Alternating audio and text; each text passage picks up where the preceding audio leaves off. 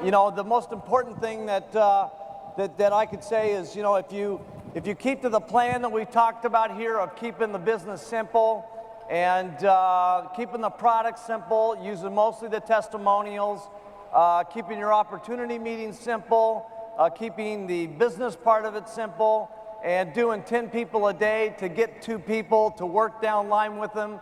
Help your people, just don't leave them alone, send them off to the meetings. Those are the most important thing. Besides that, it's going to be consistency, doing this day after day after day, okay? You're going to have some good days, and you're going to have some unbelievable days, okay? And going through the bad days are just as important as going through the good days, okay?